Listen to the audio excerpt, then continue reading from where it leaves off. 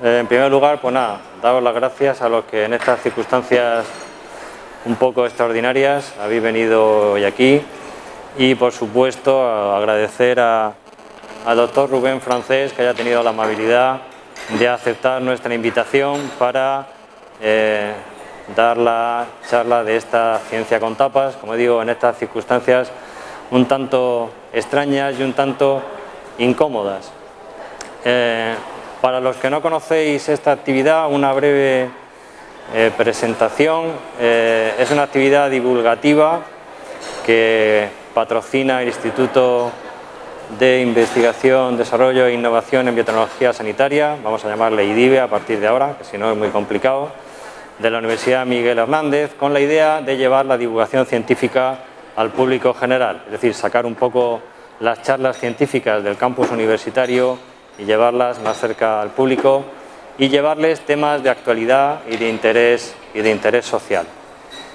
Esta es la primera que hacemos desde que surgió esta epidemia de coronavirus, entonces, como veis, es muy distinta, aquí estamos todos con mascarilla y aunque va a ser una ciencia con tapas, las tapas se consumirán cuando acabe la charla y las preguntas al ponente, entonces ya daremos por terminada la actividad y a continuación, pues todos los que os habéis inscrito oficialmente aquí, pues evidentemente estáis invitados a tomar ya si no os lo habéis tomado ya, un refrigerio y una tapa y bueno, pues con las debidas precauciones ya que mandan en estas circunstancias. Entonces yo sin más dilación, yo quiero hacer una breve presentación de este tema, pero primero y ante todo una presentación de nuestro ponente de hoy, el doctor Rubén Francés, es profesor de Inmunología en la Universidad Miguel Hernández, en el Departamento de Medicina Clínica. Él se formó como doctor en la Universidad Miguel Hernández, pero hizo una muy intensa e interesante etapa postdoctoral en Boston, en el Boston Medical Center, y ha reincorporado a España, está es jefe del grupo de inmunología hepática en una red de investigación llamada CIBERED. Es una persona, por lo que veo, modesta, porque entre las notas que me pasó para presentarle no menciona que en el año 2017 le dieron un premio importante, el premio Alberto Sols, que no se lo dan a cualquiera. Así que es un placer y en cierta manera un lujo tener hoy a Rubén con nosotros, que como veréis, pues de las personas más autorizadas en el campo de la inmunología que podemos tener por aquí.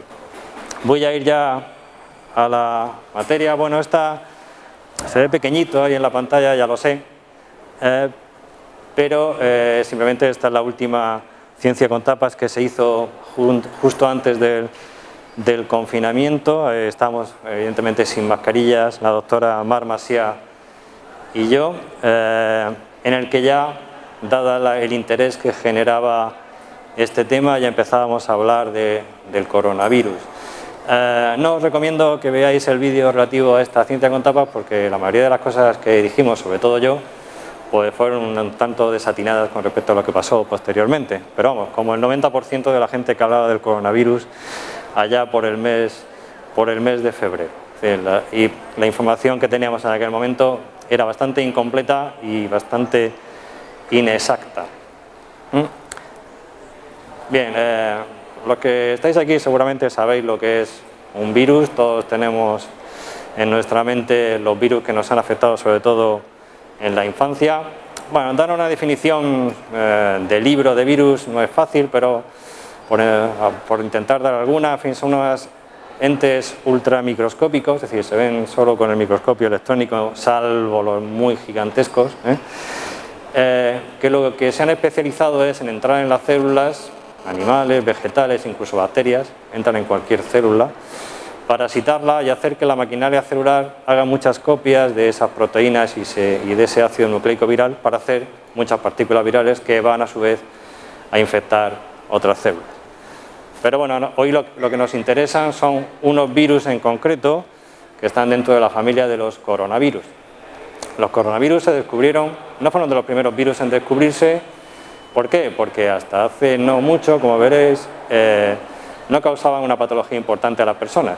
Y al final se descubrió que era uno de los agentes causantes de lo que llamamos el resfriado común. Allá por los 1960 alguien debió coger muestras de un paciente de resfriado común y al final el microscopio electrónico vio esas imágenes que veis ahí, que al hombre que lo descubrió pues le debió recordar lo de la pinta que tiene el Sol con sus erupciones, y entonces eso de la corona solar, creo que de ahí viene el nombre de estos virus. Y durante décadas, pues nada, eran unos virus, por así decirlo, sin pena ni gloria, hasta que en el siglo XXI aparecieron unos coronavirus que sí que causan enfermedad severa en las personas. Ya no se trataba de un simple resfriado común, sino que era algo más grave. Y ese algo más grave es lo que causaba el virus del SARS, el síndrome respiratorio agudo severo, que surgió en China, en concreto en Hong Kong, en el año 2003.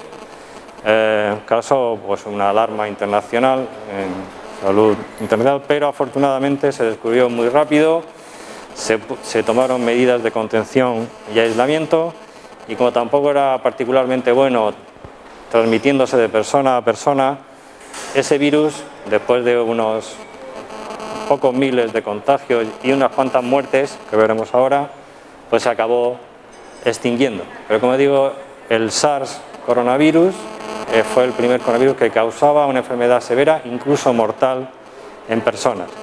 Ya en aquel momento se vio que este virus había venido de algún animal, ya se empezó a ver lo de que los murciélagos eran una gran reserva de virus, pero quizás necesitaban un intermediario entre murciélago y persona.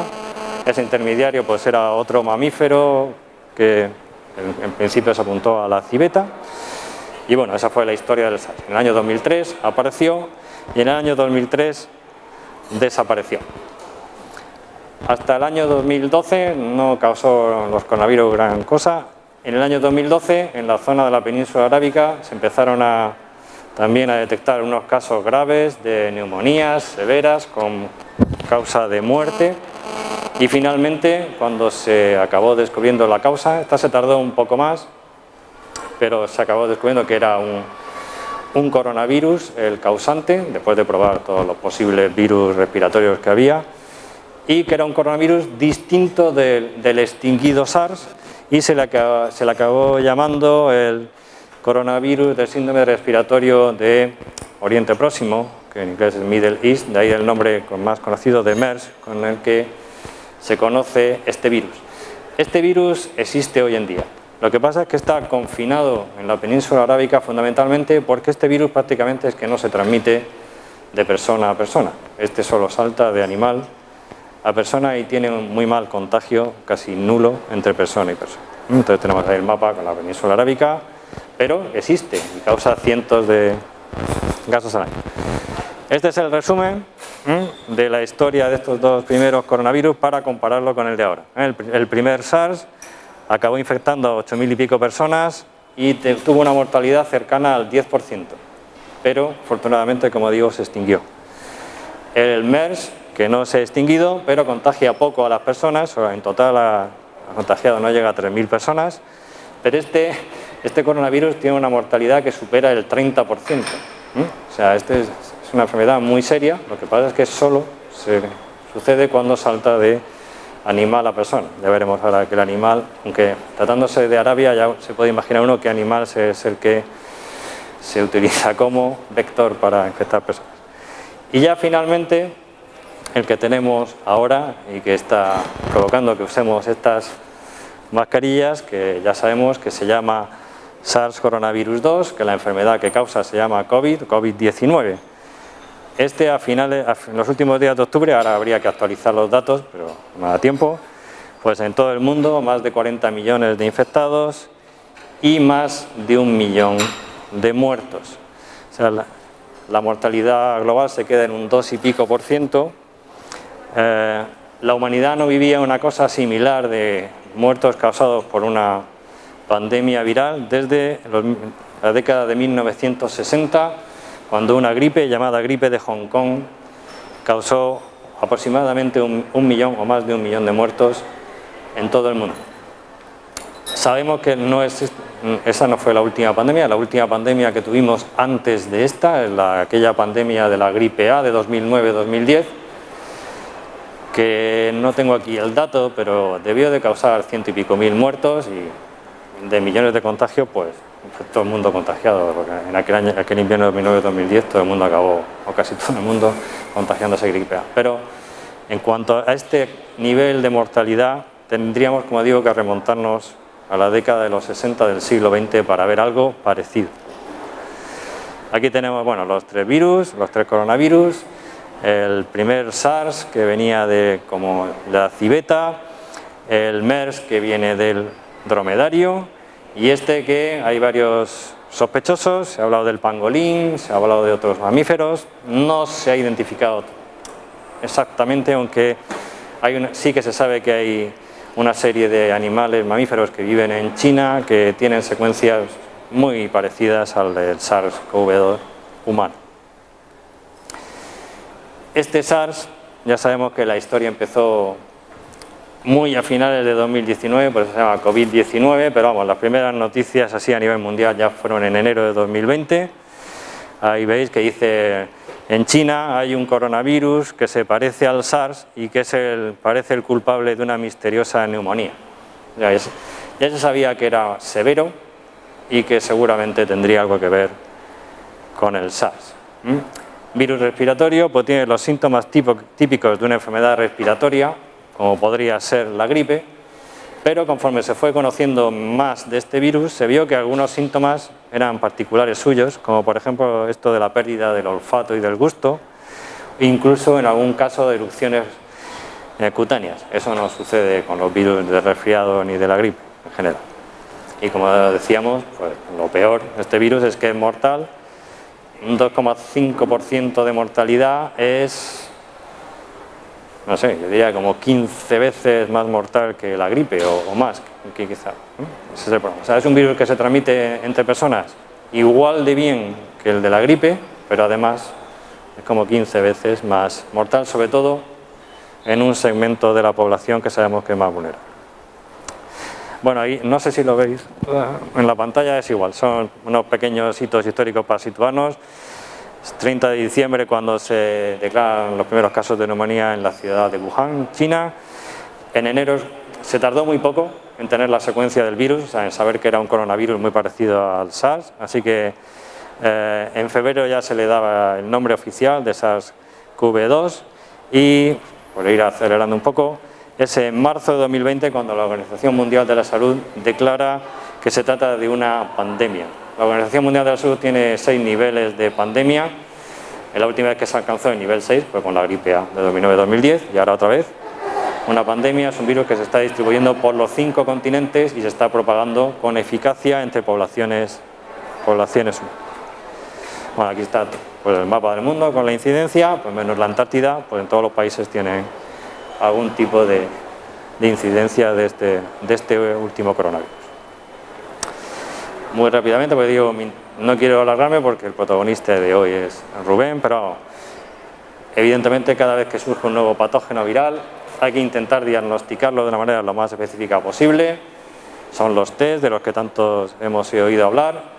Los tests rápidos son los que detectan lo que ya tiene el paciente y el paciente tiene virus, es decir, antígeno, o tiene anticuerpos frente al virus. Y eso rápidamente, en unas cromatografías en tira, se puede ver si tiene suficientes niveles o de antígeno o de anticuerpo. Y luego están los otros test, no rápidos, pero más sensibles, los de PCR, que hay que amplificar lo que tiene la muestra del paciente, que es RNA viral. Hay que hacer una amplificación para que el ensayo pueda detectar unos niveles mínimos y, por tanto, esa amplificación requiere más tiempo, ¿vale? Aparte de quizás un paso de extracción de RNA de la muestra. Son los dos tipos de test, cada uno con sus ventajas y sus inconvenientes, que han permitido ir detectando los casos, porque como decía antes, los síntomas solapan mucho con los de otras enfermedades respiratorias. Hay que testar y hay que curar o prevenir. Para curar ha habido varios fármacos que se han postulado. El que llegó más lejos, porque si empezara a base de todo me extendería mucho, el que quizás llegó más lejos fue el llamado Remdesivir. Este llegó más lejos porque la agencia americana que aprueba los medicamentos le hizo lo que se dice un aprobado de emergencia para usarlo. Aprobado de emergencia es que cuando no hay otra cosa, pues aprueban algo que ha demostrado cierta efectividad. Luego se ha visto que sí que reduce algo los días que te duran los síntomas, pero no se considera un fármaco realmente efectivo contra el coronavirus. Y luego la búsqueda de la vacuna, la prevención. No sabría decir un número exacto, pero seguro que más de 40 iniciativas para desarrollar una vacuna frente al coronavirus, de las cuales creo que hay como 9 que están más adelantadas, están en la última fase de ensayo clínico, la fase 3. Creo que son 5 del mundo occidental y 4 son rusas o chinas. Por fijarnos en las del mundo occidental, que parece que son las que sí que más garantías, las que más se han hablado han sido las de la Universidad de Oxford junto con la empresa AstraZeneca, que es una vacuna hecha en base de un virus recombinante. Un virus recombinante es un virus que le haces que exprese la proteína del virus que a ti te interesa. Eso es la estrategia que han seguido. Y la otra vacuna de la que se ha hablado bastante y que parece que también está bastante avanzada es la vacuna del Sistema Nacional de Salud americano con la empresa Moderna, que esta es una vacuna de ácido nucleico. Lo que inyectarán a pacientes es el RNA del virus. Curiosamente, ninguna de estas dos vacunas son del tipo de vacuna clásica de las que nos han puesto para las enfermedades típicas de la infancia, que son virus, o virus atenuados o virus inactivados. Estas han elegido otras estrategias distintas, supongo, porque no es fácil la producción de este coronavirus en cantidades dada la peligrosidad que puede tener asociado. Y para terminar, bueno, unos interrogantes que están ya hoy en la mente de todos, es el tema de las reinfecciones, de cuánto dura la inmunidad una vez que te infectas, si la reinfección va a ser peor o mejor, o más leve o más suave que la primera infección. Y ya la pregunta del millón es ¿cuándo estará disponible una vacuna efectiva? Yo no me voy a enrollar, os dejo esta pregunta por si las queréis hacer luego. Aquí os proporcionamos hasta las preguntas de después, pero vamos, si tenéis otras preguntas que seguramente serán más interesantes, las hacéis. Y si no, le dais vuelta a estas preguntas y volvemos a ellas cuando llegue el turno de preguntas. Y yo, sin más, he prometido que no me iba a extender mucho, ya quiero ya cederle la palabra a Rubén para que nos hable de un tema crucial, que es cómo nos defendemos, nuestro organismo, cómo se defiende de estas infecciones virales. ¿Qué herramientas naturales tenemos, a falta de vacuna y de otra cosa, para poder luchar contra estas infecciones? Rubén, cuando quieras. De acuerdo, pues muchísimas gracias. Sí, están en el escritorio.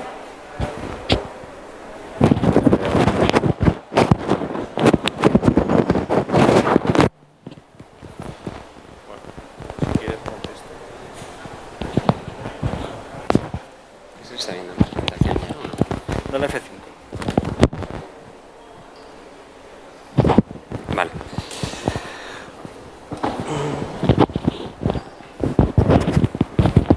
Bueno, como os decía, nada, muchísimas gracias, buenas tardes a todos. Yo, bueno, en primer lugar, por supuesto, darle las gracias a Luis y a Lidive por la invitación para estar esta tarde aquí con vosotros. Gracias a los que habéis podido venir, gracias también a los que estáis conectados a través del streaming. Y bueno, pues como os ha comentado un poco Luis, lo que vamos a hacer en esta presentación a partir de ahora es hablar un poco de cómo funciona el sistema inmunológico frente a los virus, ¿vale? Cómo podemos ser capaces de establecer una respuesta inmunitaria que llamamos antiviral. Quería felicitar también a Luis porque en 10 minutos ha sido capaz de hablar sin mirar una sola vez a las tartas esas, y yo no voy a ser capaz, lo digo por si me veis mirar hacia allá, que no os preocupéis.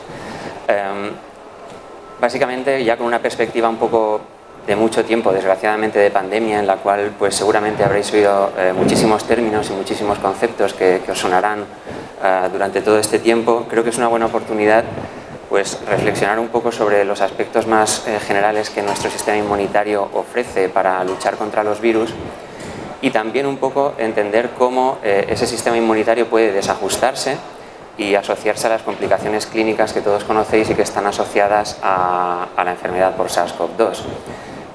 Parece un poco a lo largo de todo este tiempo como que el sistema inmunitario es el culpable de lo que nos pasa, ¿no? Y un poco pues tenemos que entender cómo nos defendemos, cómo el virus intenta evadir esa defensa y cómo se producen todas esas complicaciones. Así que si os parece, pues vamos a comenzar. Y antes de hablar en concreto de coronavirus, algunos detalles generales del sistema inmunitario. Sabéis que el sistema inmunológico es el sistema que tenemos para defendernos de las infecciones, no únicamente de las infecciones virales, de cualquier otro tipo de infección también. Y es un sistema muy complejo, tremendamente dinámico, muy cambiante, en el cual interaccionan muchas moléculas, muchas células, diferentes tejidos. Y bueno, pues todo eso le hace el responsable, como digo, de defendernos frente a las infecciones, principalmente por una habilidad que tiene pues prácticamente única. Y esa habilidad es la de discriminar lo que es nuestro de lo que no es nuestro. Y esa actividad tan crucial permite establecer todos unos mecanismos de activación de respuesta inmunitaria que permiten defendernos, como digo, frente a cualquier tipo de infección. Diferenciar un poquito el sistema inmunitario de respuesta inmunitaria. La respuesta es la actividad que genera nuestro sistema inmunitario para intentar defendernos de la amenaza que a la que cada momento quedamos expuestos. Bueno, como ha comentado Luis también, el COVID-19 es el nombre de la enfermedad, el nombre que se le ha dado a la enfermedad causada por el SARS-CoV-2, que bueno, pues es un virus RNA, cadena sencilla, que tiene aproximadamente unos 30 kilobases, como podéis ver ahí, y bueno, pues que tiene hasta un 88% de homología de secuencia con otros coronavirus derivados de murciélago, con estas dos cepas que podéis ver aquí. Claro, una homología de secuencia tan grande, como ha comentado él, nos indica que con mucha probabilidad se trata de un virus de origen natural. Y el problema que también ha mencionado es que, a diferencia de los otros coronavirus, que sí que han permitido identificar cuál es el vector de transmisión a humanos, pues la OMS, que creo que lleva ya unas cuantas misiones por ahí por China, pues todavía no ha conseguido encontrar cuál es ese vector de transmisión. Y esto pues ha favorecido muchas teorías y muchas conspiraciones geopolíticas y macroeconómicas sobre todo este tema, ¿no? Pero esa homología tan grande de secuencia pues prácticamente nos asegura que es de origen natural. Antes de continuar, también hablamos tanto de los virus que se nos olvida lo tremendísimamente pequeños que son. También lo ha comentado Luis. Fijaos, un coronavirus, que lo tenéis a la izquierda de todo en la imagen, está alrededor de 0,25 micras. Eso es aproximadamente 10 veces más pequeño, 10 veces más pequeño que una micropartícula de polvo. Es 100 veces más pequeño que una partícula de polen.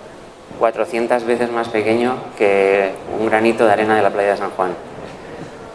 Es tremendamente pequeño, es algo realmente increíble. Y en esas 30 kilobases que os estaba comentando antes, por supuesto, están codificadas todas las proteínas que tiene el virus. Entre ellas yo solamente quería destacar una, que son estas proteínas de Spike. Me da miedo tocar esto porque es muy sensible. Estas proteínas de Spike que veis aquí a la derecha, porque son las proteínas a través de las cuales se produce la interacción física directa entre el virus y la célula diana que va a infectar. Esta interacción directa se produce, como digo, a través de esa proteína y de unas proteínas que están presentes en la membrana de muchos tipos celulares de los eucariotas, que es esta que veis en amarillo, que es el receptor ECA2. El receptor ECA2 es un receptor de la enzima convertidora de angiotensina que, como digo, tenemos en muchos tipos celulares.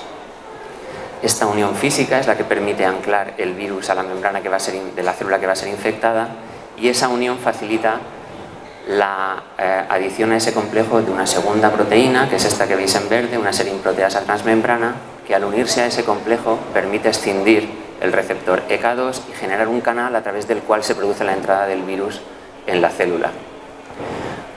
Una vez que ha entrado, por supuesto, inicia toda la maquinaria de replicación viral y de ensamblaje de nuevos viriones con capacidad infectiva, etc. Pero no vamos a entrar en esto con un biólogo al lado, yo voy a centrarme más en la inmunología. Bueno, como regla, como fases generales de nuestro sistema inmunitario, de la respuesta inmunitaria frente al virus una vez que ha entrado, podemos distinguir dos fases principalmente. Una primera fase que llamamos de inflamación aguda, en la cual los distintos tipos celulares que tenemos en el sistema inmunitario responden frente a esa infección que se está produciendo, generando mediadores inflamatorios, llevando células al sitio de la infección, etcétera, etcétera. Y una segunda fase que podemos dividir en dos, o distinguir dos posibilidades. Si el sistema inmunitario ha sido exitoso y ha sido capaz de aclarar la carga viral, lo que vamos a tener es una segunda fase de resolución de la inflamación. En ese caso, todo otro array de citocinas, de mediadores inflamatorios y de células del sistema inmunitario se van a encargar de devolver el tejido a la situación inicial, a la situación de homeostasis. Si por el contrario el sistema inmunitario no ha sido capaz de aclarar esa carga viral, lo que vamos a pasar es a una segunda fase, a una fase más severa de la enfermedad, en la cual pues, se produce una retroalimentación de mediadores inflamatorios y de llegada de células con capacidad inmunológica que están asociadas a las complicaciones clínicas que conocemos del virus. Ahora lo vamos a ver todo con un poco más de detalle. Pero así, en plan de resumen, podemos distinguir estas dos etapas que veis ahí. Una etapa o una infección o una enfermedad moderada que está, podemos decir, caracterizada por una activación del sistema inmunitario. Pensad que nuestro sistema inmunitario se va a activar siempre, pero en esa fase moderada vamos a ser capaces de generar una activación también limitada, ¿vale? Contenida. Somos capaces de generar mediadores inflamatorios, pero somos capaces de autolimitarla. Y esto está asociado a las complicaciones clínicas que conocéis en este estado, ¿no? Tenemos, como veis ahí, fiebre, tenemos tos, tenemos fatiga y diferentes mialgias. Una fase más severa de la enfermedad, que es la que más preocupa a todo el mundo, todos esos mediadores del sistema inmunitario se multiplican exponencialmente, tenemos una inflamación muchísimo más potente y difícil de controlar, y tenemos los dos aspectos más relevantes que caracterizan la enfermedad severa desde el punto de vista inmunológico, que son, los habréis oído hablar, la tormenta de citocinas, que es un término así muy épico, y la linfopenia, la linfopenia, un descenso en los linfocitos. Y en este caso los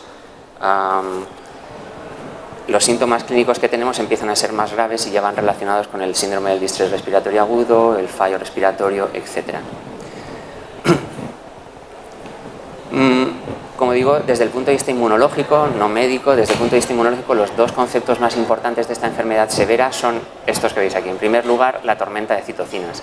De esto he oído hablar a todo el mundo durante muchos meses y es normal. He encontrado 100.000 definiciones distintas. Esta es la que más me gusta o más se parece a lo que yo considero una tormenta de citocinas, que como veis ahí es una liberación sistémica, quiere decir por todo el cuerpo, de más de 150 mediadores inflamatorios distintos que generan una respuesta inmunológica aberrante, que ya no solamente es local, sino que, como dice ahí, es sistémica. Y esto genera un ciclo vicioso que permite el reclutamiento de más tipos celulares con capacidad inmunitaria y la generación de más mediadores inflamatorios, y no hay forma de pararlo. Aún así, no me parece perfecta la definición desde mi punto de vista, porque le falta un dato, y es que esa liberación sistémica de decenas de mediadores inflamatorios es además muy rápida, es brutal, es de golpe. Y me gustaría decir esto porque esto es diferente a la inflamación sistémica crónica de bajo grado que podemos ver en un montón de enfermedades crónicas, metabólicas o inflamatorias o alcohólicas, etc. Es una inflamación completamente distinta a pesar de que sea constante. El segundo aspecto que os comentaba es la linfopenia, y este es un aspecto muy importante, no solamente porque bajen los linfocitos, que son pues, las células de nuestro sistema inmune adaptativo más capacitadas para generar una respuesta inmunológica frente a las infecciones, sino porque este descenso hace aumentar automáticamente el ratio de neutrófilos linfocitos. Estas otras células, los neutrófilos, van a ser muy importantes, ahora luego entenderéis por qué, os lo voy a explicar para que lo podamos entender bien. Al aumentar este ratio, esto va a causar muchas dificultades a nivel fisiológico. Los linfocitos son tan importantes en este sistema que son directamente un marcador muy bueno del pronóstico de la enfermedad. No sé si lo podéis ver en la pantalla, pero el porcentaje de linfocitos que tienen los pacientes en naranja con una enfermedad moderada es significativamente superior al porcentaje de linfocitos que tienen pacientes en negro con una enfermedad severa. Y además, los pacientes que fallecen tienen un porcentaje de linfocitos todavía significativamente inferior con respecto a los que tienen la infección severa. Por tanto, es un marcador muy bueno, un marcador en sangre súper fácil de obtener, muy bueno de la severidad de la enfermedad. Bien, pues una vez que hemos visto así un poco muy por encima la entrada del virus y cómo se producen estas dos fases de la respuesta inmunitaria y la importancia que tienen algunos de estos aspectos, vamos a entender cómo se producen y vamos a ir paso por paso viendo de forma secuencial cómo el sistema inmunitario se activa y cómo puede acabar desajustándose y asociándose a todos esos problemas que os comentaba. El sistema inmunitario, una cosa que es importante entender también es que cuando reconoce infecciones o reconoce patógenos, no está reconociendo normalmente al patógeno completo, está reconociendo diferentes estructuras de los patógenos, diferentes partículas. Tenemos en los tipos celulares del sistema inmunitario múltiples receptores para distintas estructuras de los patógenos, en este caso de los virus. Tenemos receptores en membrana, tenemos receptores dentro en el citoplasma, tenemos receptores en endosomas, tenemos múltiples receptores que reconocen distintas estructuras. Sea cual sea la estructura que se reconozca a través de sea cual sea el receptor, el sistema inmunitario tiene como primer objetivo generar esta molécula que veis ahí en la parte derecha, el interferón tipo 1. Es la molécula clave en la respuesta antiviral y la que va a iniciar todo el proceso inflamatorio. El interferón tipo 1, que puede ser interferón alfa, interferón beta, para los que estudiáis inmunología no lo confundáis con el interferón gamma, que es un interferón tipo 2. Este interferón tipo 1 va a ser fundamental y es la piedra angular a partir de la que se monta toda la respuesta inmunitaria del organismo infectado. ¿Por qué? ¿Por qué es tan importante este interferón tipo 1? En primer lugar, porque va a permitir que las células presentadoras de antígeno, esas que reconocen las distintas estructuras de los virus, tengan capacidad de presentarlas al resto de las células del sistema inmunitario. Y esto lo hacen aumentando la expresión de una molécula que está en superficie y que se llama MHC, el complejo principal de histocompatibilidad. Este complejo principal de histocompatibilidad, que tenemos, por aclararnos y hacerlo sencillo, dos tipos distintos, puede ser de clase 1 o de clase 2, sirve para que acudan al lugar de la infección, al sitio inflamado, otros tipos celulares, principalmente linfocitos T, que dependiendo de si es MHC clase 1 va a unir linfocitos T que identificamos por un marcador de superficie que es el CD8, que llamamos CD8 positivos y que son los responsables de lo que llamamos la respuesta T citotóxica, muy importante dentro de la actividad adaptativa del sistema inmunitario. Es muy importante porque son un tipo de linfocito que cuando recibe la presentación antigénica a través de este MHC y prolifera, es capaz de, como veis en esta imagen de aquí,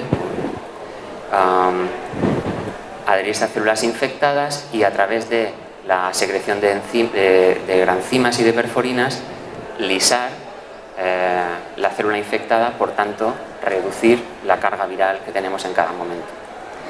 Al mismo tiempo, seguramente lo sabéis, o si no lo sabéis os lo cuento, cuando se genera nuestra respuesta T, un pequeño porcentaje de esas células continúa un camino de diferenciación distinto y se convierten en células de memoria, células que son capaces de quedarse durante más tiempo en nuestro sistema y permitirnos responder de forma mucho más rápida cuando tenemos exposiciones secundarias al mismo motivo antigénico.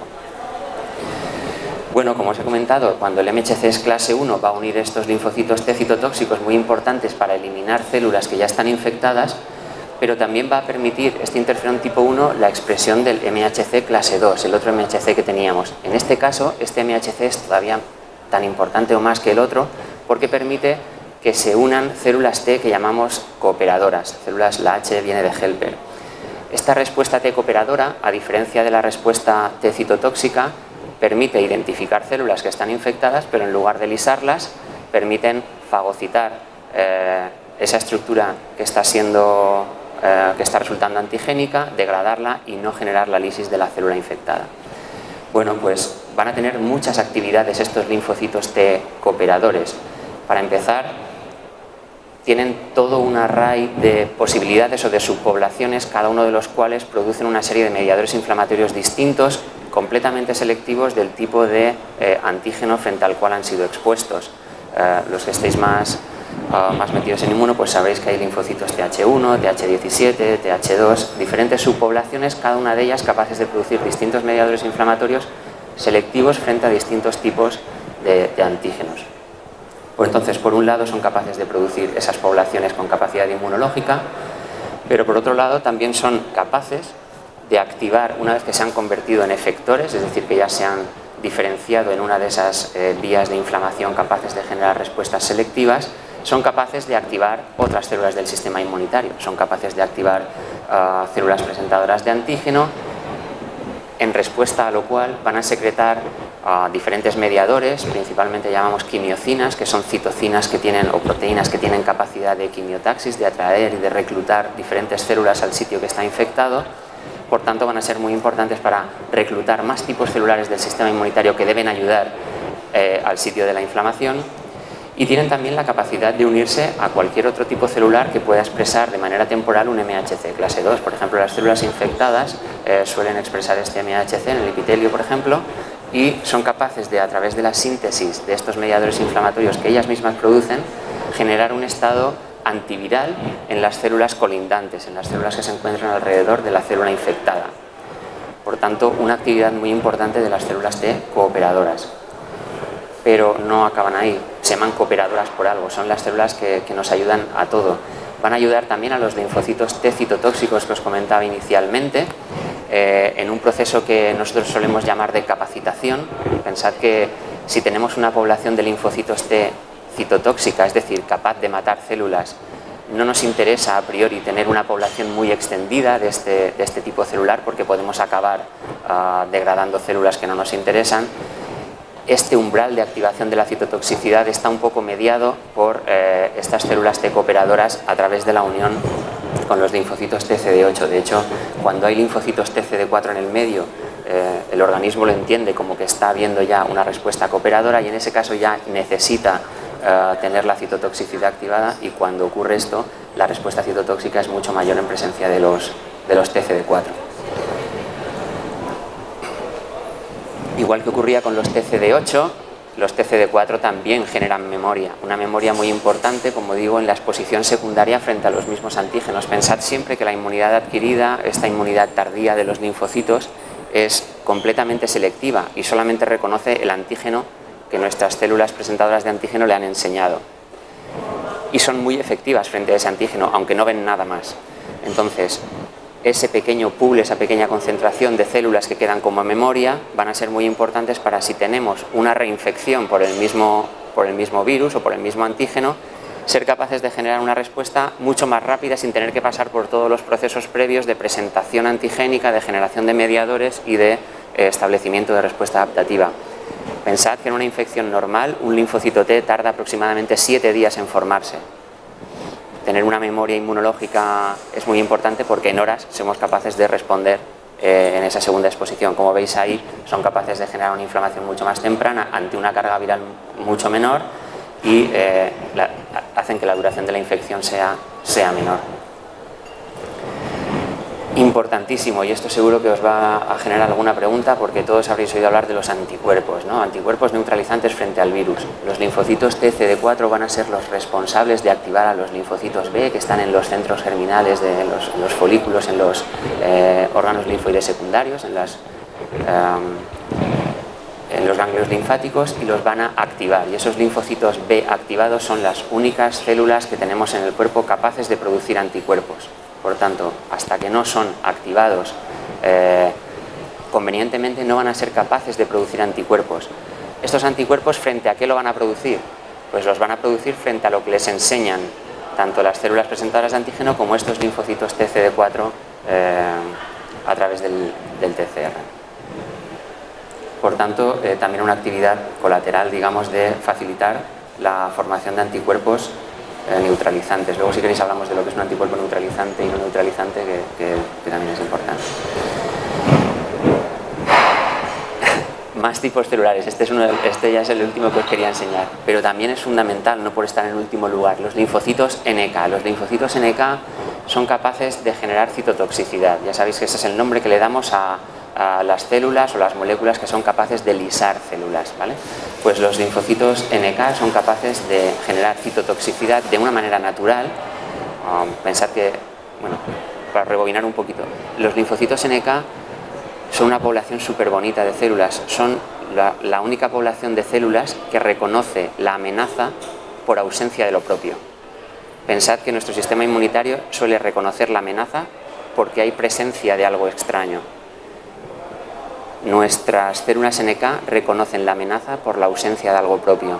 Cuando hay situaciones de tumorogénesis o de infecciones bacterianas o virales, suelen faltar algunas proteínas en la superficie de nuestras células y la detección de esa ausencia de proteínas es utilizada por las NK para alisar esas células. Eso es la citotoxicidad natural. Por otra parte, son también capaces de generar citotoxicidad dependiente de anticuerpos. ¿Qué anticuerpos? Los anticuerpos que han generado los linfocitos B al interactuar con los linfocitos T. Y esto es así porque los linfocitos B tienen capacidad de reconocer la fracción de los anticuerpos que no queda unida al antígeno, la llamamos porción FC, y a través de esa unión son capaces de lisar esa célula que está presentando con ese anticuerpo el antígeno. Bueno, hasta aquí todo nuestro arsenal de tipos celulares y de moléculas que podemos utilizar frente al virus. A partir de aquí, las malas noticias. Igual que nosotros hemos sido capaces de generar una actividad coordinada, formada por un equipo muy importante de células y de mediadores inflamatorios capaz de luchar contra los virus también han diseñado estrategias para evadir nuestra respuesta inmunitaria. Y si pensamos en que lo más importante que os he comentado es la entrada del virus en la célula y después la formación de ese interferón tipo 1, pues podemos entender muy bien que las estrategias principales que utilizan los virus para evadir nuestra respuesta inmunitaria son evitar ser reconocidos a la entrada, estrategia fundamental, y en segundo lugar, y de forma muy importante, puesto que hemos dicho que es la piedra angular de montar toda la respuesta inmunitaria, intentar interferir, evitar la generación de ese interferón tipo 1. Bueno, este es un experimento, os quería traer este paper con este experimento simplemente porque es muy visual para mostraros cómo una estrategia con la que los virus son capaces de evadir esa detección por parte de todos los receptores que tenemos frente a distintas estructuras virales. Son capaces de introducirse e internalizarse en vesículas de doble membrana, generalmente degradadas a partir del retículo endoplasmático, y en esas localizaciones son completamente invisibles a los fagosomas, a los autofagosomas y a los autofagolisosomas, pues son las estructuras que se encargan de en la fagocitosis degradar el antígeno que ha sido internalizado.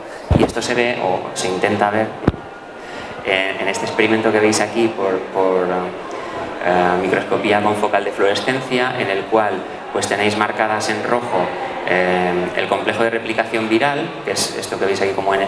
¿Se ve? No se ve ahora. Esto que veis aquí, que es el complejo de replicación viral marcado en rojo, mientras que con otra proteína, con una proteína verde, marcan una proteína del autofagosoma o del lisosoma y podemos ver que no colocalizan cuando se hace la imagen conjunta en comparación cuando digamos, no hay un overlap, no hay una superposición de los colores en comparación con los controles, ¿no? Esto indica que esas proteínas de replicación viral no están siendo visibles para las estructuras fagocíticas de nuestro sistema inmunitario. Por tanto, a lo que vamos, ¿qué está inmunopasando? ¿Vale? Esto, acordaos, siempre es desde el punto de vista inmunitario. Luego siempre hay una traslación entre lo que nosotros vemos en el sistema inmunológico estudiado de forma individual y lo que puede ocurrir en un sistema biológico complejo. Bueno, los virus, cuando un virus va a infectar una célula, ¿qué es lo primero que hacemos? Lo primero que hacemos es secretar interferón tipo 1. ¿Por qué? Porque la secreción de ese interferón tipo 1, si recordáis, nos va a permitir activar células NK que producen esa citotoxicidad natural que nos ayuda a eliminar carga viral. Va a permitir la activación de las células presentadoras de antígeno, las que enseñan el antígeno, esa estructura del virus, al resto del sistema inmunitario. ¿Cómo lo hacen? Porque aumentan la expresión de esas moléculas, que son los MHC, que se la presentan al resto de nuestro sistema. Activan los linfocitos TCD8, esta respuesta T adquirida citotóxica muy potente, capaz de reducir el número de células infectadas en el organismo. Activan nuestra linfocitos T, nuestra respuesta T cooperadora. Nuestra respuesta T la llamamos también efectora porque es capaz de producir citocinas que ya generan un efecto sobre el tejido inflamado. Y además, a través de estos linfocitos T, van a ser capaces de activar, a través del interferón tipo 1, la secreción de anticuerpos a través de la activación de las células B.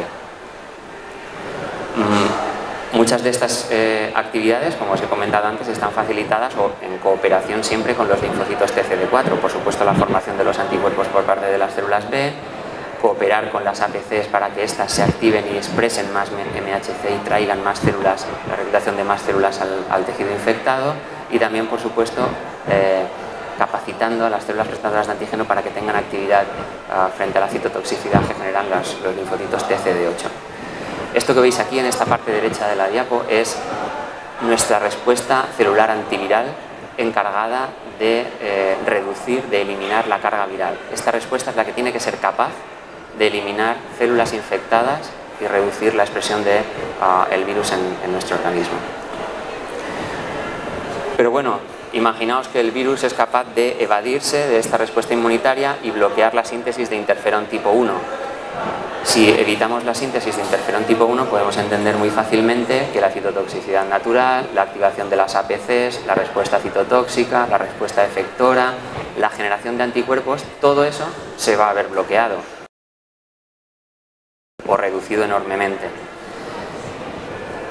Nuestros problemas no van a acabar ahí si ha sido capaz de evadir la respuesta inmunitaria. Si ha sido capaz de evadirla, eso quiere decir que continúa infectando células. Va a infectar células, como veis ahí, como las APCs o células epiteliales, que son células que tienen concentraciones especialmente altas de este receptor que os comentaba antes, del receptor del LK2. Bueno, pues la infección de esas células, como estas células son capaces de producir mediadores inflamatorios, implica la generación de mediadores inflamatorios en el medio. Y la generación de esos mediadores inflamatorios activa el reclutamiento de algunos tipos celulares que empiezan a ser, que forman parte de nuestra respuesta antiviral, pero que no debemos sostener mucho tiempo en circulación porque pueden ser perjudiciales. Estos son los neutrófilos. Los neutrófilos, en condiciones de un ambiente inflamatorio sostenido, tienen una capacidad para establecer una muerte celular programada un poco especial, que es la netosis y la generación de unos nets que llamamos trampas extracelulares de neutrófilos, que, como digo, son una parte habitual de nuestra respuesta inmunitaria, lo veremos en todo este diagrama, pero al mismo tiempo van a servir para generar más citocinas y quimiocinas, es decir, para retroalimentar la inflamación del sistema. El virus continúa replicándose y lo que vamos a tener es un exceso al final de mediadores inflamatorios y de tipos celulares capaces de producir más mediadores inflamatorios que, como la señal no se corta, reciben la señal constante de que tienen que seguir inflamando. ¿De acuerdo? Bueno, esto explica ya de forma muy sencilla que tengamos una exacerbación de la respuesta inmunitaria a nivel local, una respuesta de hiperinflamación de toda nuestra actividad inmunitaria innata, al mismo tiempo que tenemos una pérdida de la capacidad de eliminar virus. Tenemos una pérdida en la capacidad de eliminar carga viral porque todos los tipos celulares encargados de hacer eso están bloqueados al no poder expresarse el interferón tipo 1. Aquí ya tenemos una primera visión de cómo podemos generar muchos mediadores inflamatorios, acercarnos a esa tormenta de citocinas, al mismo tiempo que tenemos una linfopenia, es decir, un descenso en las concentraciones de linfocitos, que son términos que a priori pueden parecer un poco contradictorios, pero creo que se entienden bien. Bueno, como os adelantaba, los neutrófilos, además de producir esas citocinas inflamatorias, van a generar estos nets. Los nets son los productos que se liberan por esta muerte celular en forma de netosis cuando los neutrófilos encuentran un exceso de mediadores o de antígenos en el medio y necesitan degradar fragmentos antigénicos. Y bueno, pues como digo, en una situación normal forman parte de nuestra respuesta antiviral y son estructuras muy potentes, muy prácticas, muy útiles para degradar, para atrapar antígeno que no salga de la localización, que no se disemine a nivel sistémico, pero que luego tiene que ser degradado por determinadas enzimas. Algunos de los contenidos de estos nets principales son histonas de DNA, son mieloperoxidasas, catelicidinas, péptidos antimicrobianos, etc. Moléculas que pueden ser bien proteasas o que son enzimas con capacidad citotóxica. Por eso, aunque forman parte de nuestra respuesta antiviral y en un momento dado pueden producirse y ser beneficiosas dentro de la respuesta, si se sostienen en el tiempo pueden generar una patología desde el punto de vista inmunitario, porque pueden generar toxicidad en el tejido que está siendo infectado. Y precisamente es eso lo que tenemos en una infección que está siendo capaz de evadir el interferón tipo 1. Estamos teniendo un exceso de mediadores inflamatorios y estamos generando un exceso de llegada de neutrófilos y un exceso de formación de nets, y en ese contexto esos nets van a ser patológicos en vez de ser beneficiosos. De aquí que entendamos la importancia que tiene el aumento de ese ratio entre los neutrófilos y los linfocitos que os comentaba al principio, que es un marcador muy bueno de severidad o de pronóstico de la enfermedad. Bueno, con esta imagen solamente quería mostraros los neutrófilos también son un tipo celular muy interesante, capaz de llevar a cabo múltiples funciones desde el punto de vista inmunitario. Muchas de ellas no tienen que ver exactamente con la inflamación, los llamamos fagocitos profesionales, son capaces de internalizar y degradar de forma muy efectiva antígenos de todo tipo, pero también tienen una actividad proinflamatoria que puede establecerse a través de distintos patrones de degranulación, etcétera, y incluye unos procesos de muerte celular un poco especiales que son esta netosis, que, como digo, sostenida en el tiempo genera productos citotóxicos que pueden dañar tejido.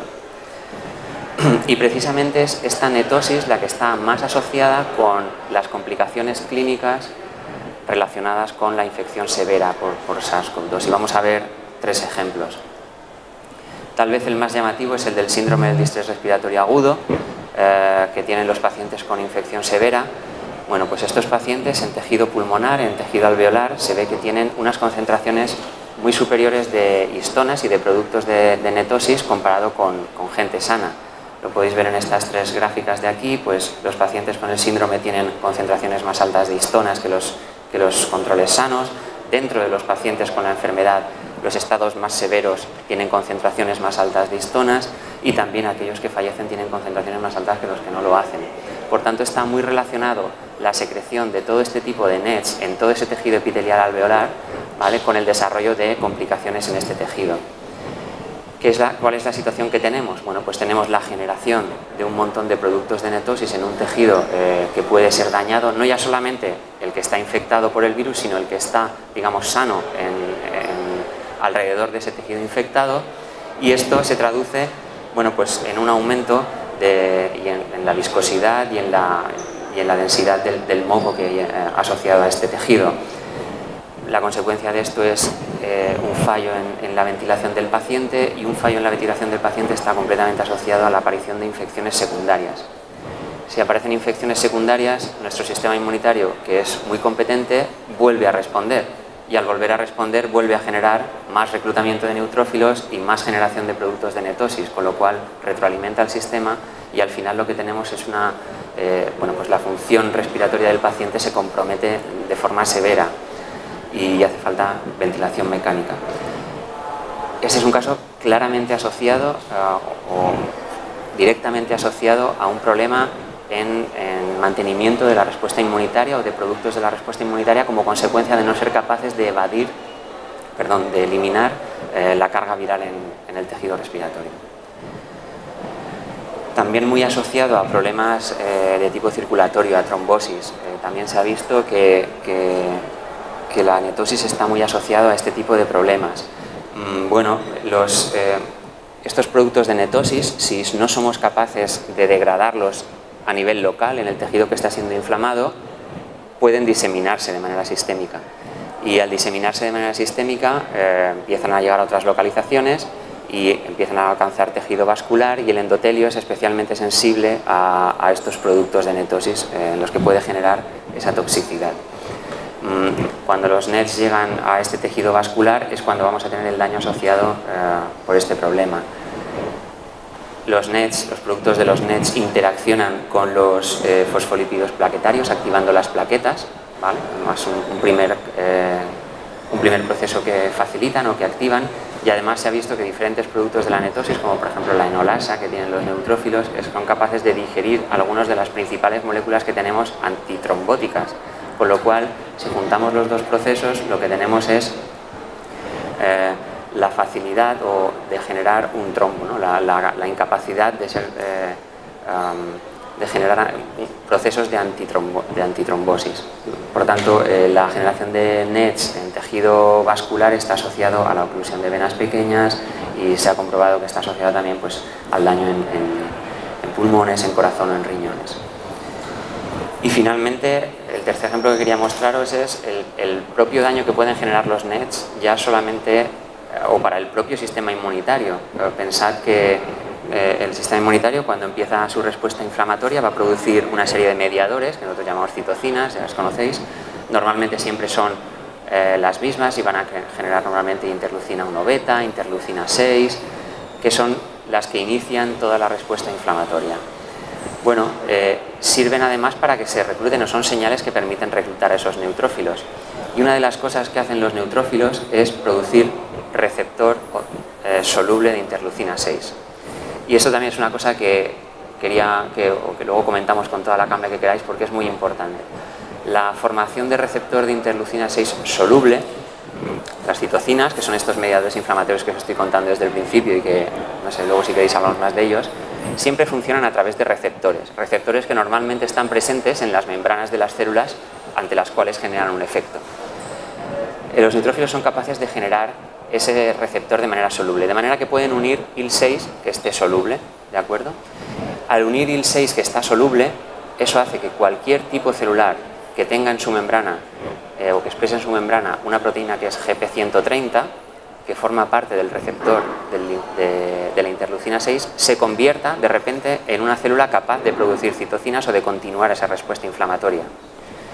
Esto está directamente asociado, y ahora sí, con la tormenta de citocinas, porque de repente pasamos de tener N tipos celulares capaces de producir citocinas a tener N por 1000 tipos celulares capaces de producir citocinas, simplemente porque ya no es necesario que la célula que reciba esa IL-6 tenga el receptor de IL-6, porque ya lo tiene unido de forma soluble. Bueno, pues esto genera ese daño inflamatorio más exponencial y, bueno, pues si nosotros no somos capaces, como os he comentado antes, de degradarlos, tenemos enzimas capaces de degradar estos productos de la netosis, porque como digo son tóxicos, si no somos capaces de degradarlos corremos el riesgo de que se conviertan en lo que llamamos neoautoantígenos, es decir, que tengamos que responder frente a productos que estamos generando nosotros mismos. Bueno, los motivos por los que pueden mantenerse y convertirse en autoantígenos son, pues lo que veis ahí, que tengamos una deficiencia en las enzimas que degradan estos NETs, o simplemente que tengamos unos niveles de NETs tan grandes que las enzimas que tenemos no son capaces de degradarlos todos. Y en ese caso no es extraño ver que los productos de la netosis se convierten en neoautoantígenos y que se desarrollan autoanticuerpos contra esos autoantígenos. Con lo cual también es fácil ver la aparición de enfermedad autoinmune en relación a la presencia sostenida de productos de netosis en un tejido. La generación de autoanticuerpos. Esto es, por ejemplo, muy importante en el caso del lupus. Por tanto, ahora que tenemos una idea un poco más general de nuestro sistema inmunitario celular, lo que tiene que hacer para intentar eliminar la carga viral y de cómo generamos toda esa respuesta inflamatoria que parece que nos hace un poco de daño, podemos intentar responder una pregunta que habréis oído durante todos estos meses y además con gente a favor de las dos opciones, ¿no? ¿Es mejor ser inmunocompetente, es decir, tener nuestro sistema inmunitario en forma y en marcha a la hora de enfrentarnos a la infección, o es mejor estar inmunodeprimido? Porque si estamos diciendo que nuestro sistema inmunitario se está descontrolando y está generando toda esa capacidad de hacernos daño a nosotros mismos como consecuencia de que el virus está evadiendo nuestra respuesta, pues a lo mejor es una estrategia interesante estar inmunosuprimido. Bueno, yo, si me tengo que mojar, me tengo que mojar, sí, me mojo. Yo diría que yo preferiría siempre tener al sistema inmunitario de mi parte, es decir, tener un estado inmunitario competente y ser capaz de, por todos los medios posibles, intentar controlar la infección desde el primer momento. Confiar en que nuestro sistema inmunitario sea capaz de que no se produzcan esas evasiones de respuesta inmunitaria y que a través de todos esos sistemas que os he enseñado, de todos esos tipos celulares que funcionan de una manera muy eficaz, seamos capaces de controlar la enfermedad, como mucho llegar a ese estado moderado o a ese estado leve de la enfermedad, como ocurre de hecho en muchísimos casos. Ahora bien, si no hemos conseguido eso y estamos ante una situación ya de enfermedad muy severa en la cual sí que hay un descontrol inflamatorio tan grande, en esa situación severa sí que es un aspecto interesante tal vez estar inmunosuprimido, porque lo que estamos haciendo es intentar evitar que nuestro sistema inmunitario sea capaz de retroalimentarse y generar más inflamación. De hecho, algunas estrategias terapéuticas han ido destinadas a esta segunda estrategia, pero como digo, es en casos ya severos en los que hay que llevar mucho cuidado, ¿vale? Porque la inmunosupresión tiene otras connotaciones que hay que tener en cuenta.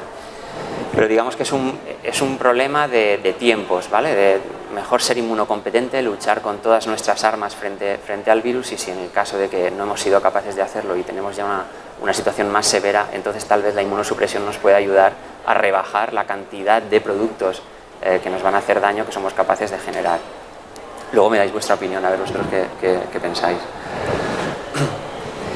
Y esto se relaciona mucho, bueno, estamos acabando, se relaciona mucho con algunas preguntas que tienen, por ejemplo, los pacientes que están tomando inmunosupresores o que tienen enfermedades que requieren el uso de inmunomoduladores que en principio les pueden poner en riesgo de sufrir infecciones, porque no olvidemos que cuando inmunosuprimir o inmunomodular normalmente quiere decir eliminar o interferir alguna función del sistema inmunitario.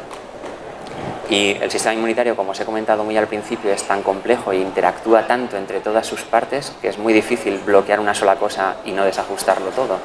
Aunque cada vez somos más selectivos, normalmente una interferencia puntual va a generar una interferencia mucho más grande en todo el sistema. Bueno, pues ahí tenéis en esta tabla, por ejemplo, diferentes tipos de infecciones, virales, bacteriales, fúngicas, disculpad, y distintas moléculas del sistema inmunitario que suelen utilizarse por parte como estrategia terapéutica en enfermedades, sobre todo crónicas, ¿vale? Crónicas inflamatorias. Cuando veis el cuadradito en verde es que el uso de moléculas que vayan destinadas frente a ese mediador son seguras porque no interfieren con las cosas que hace o con la inmunidad que intenta descuadrar el virus que nos está infectando, ¿no? Sí que hay algunas cosas que no podemos utilizar corticoides, porque estos inhiben completamente la capacidad de síntesis del NF-κB, no podemos generar ningún mediador inflamatorio y lo primero que le hacen a un paciente de COVID es quitarle los corticoides, menos en las fases más severas en los cuales se ponen para inmunosuprimir de forma muy, muy potente, ¿no? Podemos utilizar cualquier tipo de fármacos, poder seguir utilizando fármacos que van dirigidos frente a otras dianas terapéuticas, sí, sin ningún problema. No están asociados a que haya una mayor incidencia de infecciones en pacientes que están utilizándolos. Simplemente, pues hay algunos que sí que no vamos a poder utilizar. Pues por ejemplo, las JAK-kinasas que van a generar el bloqueo de la IL-6, pues no son muy prácticas porque van a permitir, el interferón tipo 1 no son prácticas, no podemos utilizarlas bajo ningún concepto porque nos quitan la herramienta principal que tenemos para luchar contra el virus, que es generar ese interferón tipo 1. Bueno, hay múltiples fármacos de tipo inmunomodulador, cada uno de ellos siempre tienen el warning o la precaución de que pueden generar infecciones o complicaciones de otro tipo, pero en relación al virus, pues estas son un poco las principales características que tienen. Y bueno, pues yo por mi parte quería haceros un resumen muy breve de lo que os he contado. Luego en las preguntas, si hay algún tema que os interese particularmente, pues lo podemos ver. Pensad que el malo no es el sistema inmunitario, ¿vale? El malo es el virus. Y el problema no viene derivado de nuestra respuesta inmunitaria, sino de la capacidad de evasión que tienen los virus de ese sistema que somos capaces de montar, que como digo es muy eficaz y nos tiene protegidos 24 horas al día, 7 días a la semana constantemente. Replicación viral, si son capaces de evadir esa respuesta inflamatoria, y reducción de nuestra respuesta T, linfopenia, importantísimo, ya lo hemos visto, es un marcador brutal de severidad, de pronóstico de la enfermedad. Liberación sostenida de muchos mediadores de la respuesta inmune innata, de esas células presentadoras de antígeno que tenemos presentes en los tejidos, puesto que nuestros linfocitos T están siendo bloqueados, por tanto todos esos productos van a venir de nuestros mediadores innatos, vamos a tener una hiperinflamación y vamos a reclutar un tipo celular un poco especial. Estos neutrófilos que son un poco Jekyll y Mr. Hyde, tienen una capacidad muy potente de fagocitar y de ayudarnos en la respuesta inicial, pero si son sostenidos en el tiempo, pues van a convertirse en algo negativo para nuestra respuesta a través de la formación de productos de netosis.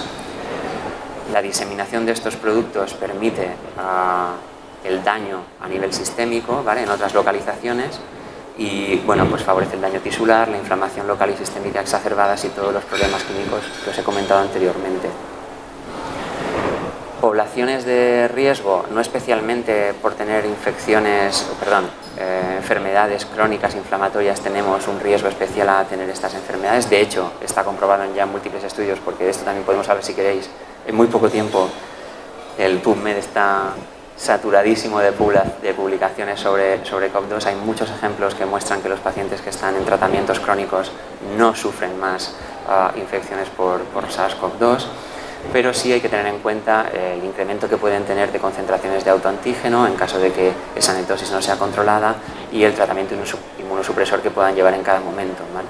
Por ejemplo, imaginaos pacientes trasplantados que puedan estar, que esos son el ejemplo de inmunosupresión máxima que puede haber. Y bueno, por mi parte ya está, nada más. Si tenéis cualquier pregunta y la sé responder, encantado de hacerlo. Muy bien, muchas gracias. Hemos aprendido un montón de estos virus. Yo no vengo como virus, pero nunca aprenderé suficiente inmunología para entender todo lo que pasa. Una de las cosas que siempre me preocupa, cuando tenemos respuesta a interferón, nunca sabemos si es porque las células están respondiendo bien a la infección viral, porque el virus está replicando también, que está estimulando mucho más interferón. Sí, es cierto. ¿Sabes cuál es la causa y cuál es el efecto? Bueno, ahora evidentemente vendría ronda de preguntas puestas. Me imagino que tendremos que hacerlas de día a otro, porque evidentemente no lo estamos haciendo. Pero si alguien está un poco lejos, puede acercarse, porque la formule si quiere y yo la repito con el micrófono y la respondemos. Creo que haya preguntas que la pensáis. Hay preguntas. También hay preguntas. Adelante. Muy bien, televisión en streaming. A ver, dos de nuestros estudiantes de doctorado, Mari y David, nos hacen dos preguntas. Os hacen a vosotros dos preguntas. ¿Me escucháis bien? ¿Hay algún elemento clave para determinar si un paciente funciona mejor o peor una vez infectado? Y luego, por otro lado, otra pregunta. ¿La exposición anterior a otro coronavirus podría atenuar todo el proceso de infección? Y luego te repito la pregunta. Características basales de cada paciente que predispongan más o menos a la infección, era la primera, ¿no? Más o menos. Sí, elemento clave para determinar que un paciente funciona mejor. En principio, si un paciente está inmunosuprimido, imaginaos un paciente trasplantado, ese hombre está en un riesgo máximo de tener una infección, ¿vale? Por tanto, el estado de nuestro sistema inmunitario es muy importante inicialmente, ¿vale? Para tener una mayor predisposición a tener o no tener un virus. Imagino que luego hay aspectos de tipo ambiental, la exposición a mayor carga viral circulante, ¿no? Que es fundamental. Determinados entornos de exposición son más favorables que otros para la transmisión viral y para la infección. Y yo desconozco si existe algún factor genético que predisponga a... epigenético al menos seguro, pero desconozco que haya alguno en concreto. Y la segunda pregunta era... Si la exposición anterior... Ahora Sí, correcto. Puede. Es decir, si nosotros hemos sido capaces de generar una respuesta de memoria de estos linfocitos T que os comentaba, que son capaces de perdurar en el tiempo y nos facilitan una exposición secundaria o una respuesta más rápida a la exposición secundaria, son muy similares a ese primero con el que nos hemos infectado, es posible que tengamos una inmunidad parcial frente al virus, pero pensamos que nuestra respuesta T se llama respuesta adquirida o se llama también respuesta específica, precisamente porque es súper específica.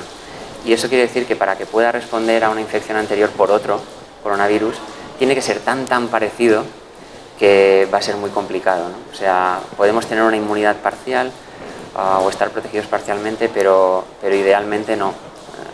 Tendría que ser un 99, mucho% de homología para que la tuviéramos. Lo que dice, tiene que ser virus casi idéntica a lo que pasó con la gripe A. Una gripe anteriormente tenía algunas diferencias y provocó una... Pensad también que ni siquiera frente al mismo virus, porque sufren mutaciones y a lo mejor la exposición a la primera mutación no evita que podamos cogerlas, a lo mejor no, seguro.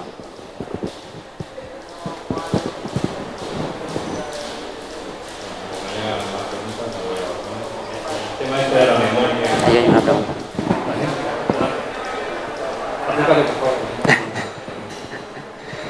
¿Hay alguna relación entre el tipo sanguíneo y la respuesta a ese tipo de antígenos? La pregunta que nos hacen es si hay alguna relación entre el tipo sanguíneo de la persona y la respuesta que puede dar a la infección por este virus. Pues hay un estudio publicado en New England, supongo que te refieres a ese trabajo, un estudio publicado en New England en el cual participan algunos grupos españoles que parece que, bueno, en el cual se juntaron grupos de toda Europa y estuvieron viendo que existe un grupo sanguíneo que es el grupo 0, que está menos asociado a la infección que el resto de grupos sanguíneos. No se sabe muy bien si esto es una asociación, es decir, que haya una asociación no quiere decir que haya una causalidad, ya lo sabes, es decir, es una correlación que existe, pero sí que en un estudio que incluye miles de pacientes, porque se hizo a nivel europeo, el grupo sanguíneo 0 tenía menos probabilidad de infectarse que el resto de grupos sanguíneos. La explicación no la conocemos.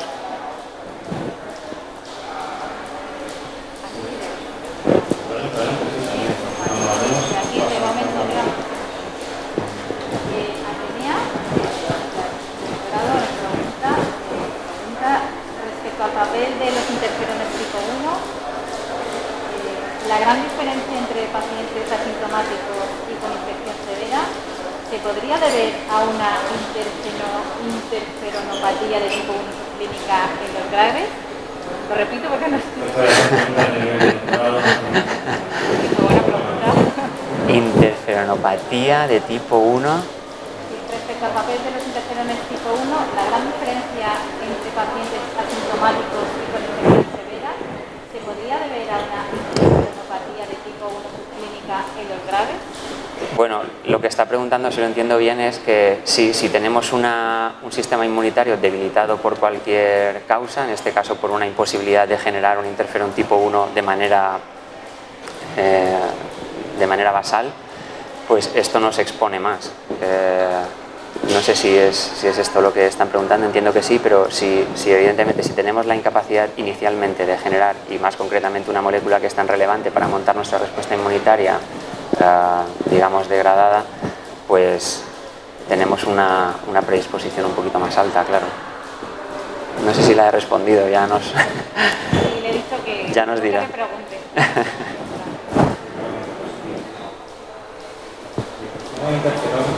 Estaba pensando que estabas hablando que algunas enfermedades víricas no tenían nada con lo que tratarlas, se han tratado con interferón. Sí. Pero claro, eso no se pone porque es un riesgo, porque provoca una respuesta exacerbada que las cosas luego descontroladas. Sí, de hecho siempre la activación del sistema inmunitario, la palabra clave dentro del sistema inmunitario siempre es equilibrio. Intentar generar una respuesta lo suficientemente rápida y versátil y eficaz, pero que pueda retraerse en cuanto la amenaza quede neutralizada, porque si mantenemos el sistema activado generamos productos que son tóxicos para el organismo.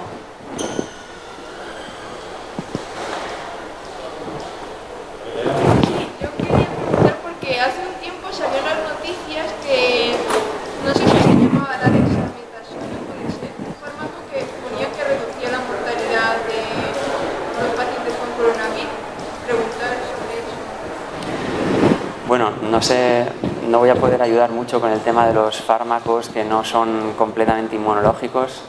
Sé que ha habido varios intentos, como os ha comentado Luis, el único que parecía, que yo también pienso que podría tener un papel es el que ha comentado el Remdesivir, porque es un análogo de nucleótidos que corta la replicación viral y que podría tener parte de respuesta del resto. No sé exactamente el mecanismo, si no son los estrictamente inmunológicos o que interfieren con toda esa respuesta inflamatoria, no te sé contestar exactamente. Otro que, por ejemplo, por lo que comentábamos antes, que parece que ha tenido un papel importante y que me consta que se ha utilizado ampliamente, es el tocilizumab, es un anti-IL-6. precisamente porque la interleucina 6 es esta que facilita todo el reclutamiento de neutrófilos y toda esa exacerbación de la respuesta inflamatoria y toda esa tormenta de citocinas. En los pacientes más graves y con esa inflamación más aguda se ha utilizado anti-IL-6, tocilizumab, para tratarlos, para intentar rebajar la inflamación.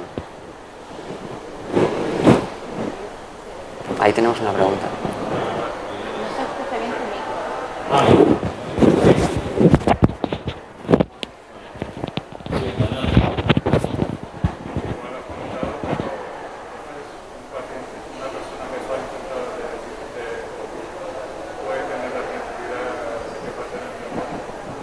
Sí.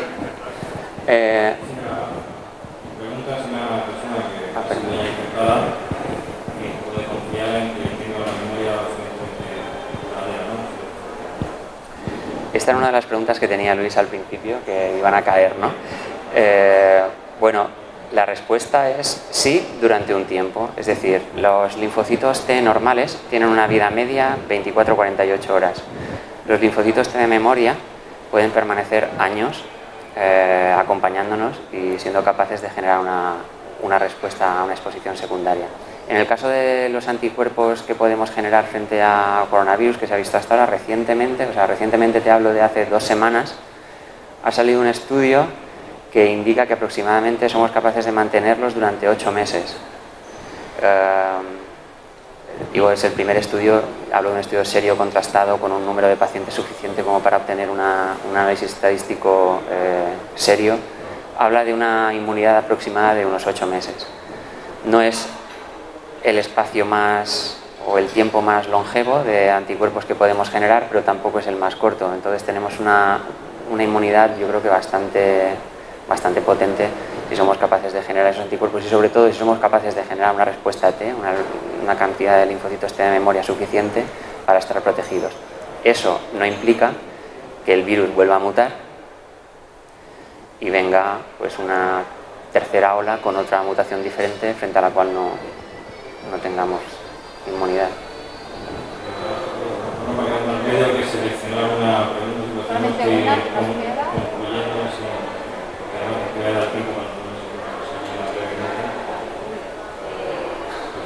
pues visualizamos, bueno, ya están entrando más, pero ya nada. Quería puntualizar, si queréis, la de Atenea, la de ella puntualiza, ella trabaja de ahí.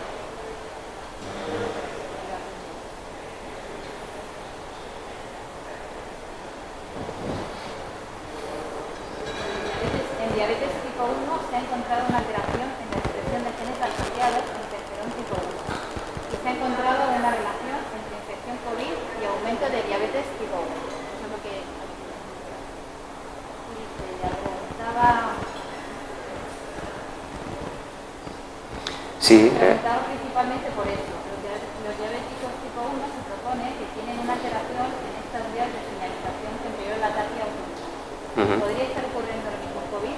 Sí, digamos, lo que entiendo que pregunta si se suman los efectos, es decir, si ya de base en una diabetes tiene un defecto en la generación de interferón tipo 1 que facilita esa enfermedad autoinmune o lo que sea, el hecho de tener un virus que está bloqueando los sistemas de generación de esa proteína, digamos, se suma al efecto que pudiera tener por el defecto propio. Entonces, puede ser, es una teoría a contrastar. En cuanto la encuentren, que la publiquen y que seguro que es muy interesante. Sí, sí. muy bien. Bueno, señalando pendientes dos preguntas, una de la ley que dejarlo aquí, me queda un poco de tiempo para algo. Agradecer a los que han seguido desde casa también, habéis seguido aquí. Ahora, en cuanto demos concluida la actividad, pues esto será el comportamiento de bebida normal con la situación, nuestra bebida y nuestra tapa. Y bueno, al momento solo despedir esta tasa, agradeciendo por supuesto a Franca por haber tenido la oportunidad de estar aquí hoy y un poco anunciando, convocando para la siguiente, pero bueno, dadas las circunstancias ya veremos a ver cómo evolucionan las cosas. Tiene pinta de que si se hace va a ser parecido a este formato, pero ya lo anunciaremos debidamente. Hasta la próxima, cuando sea y como sea. Buenas tardes. Muchas gracias.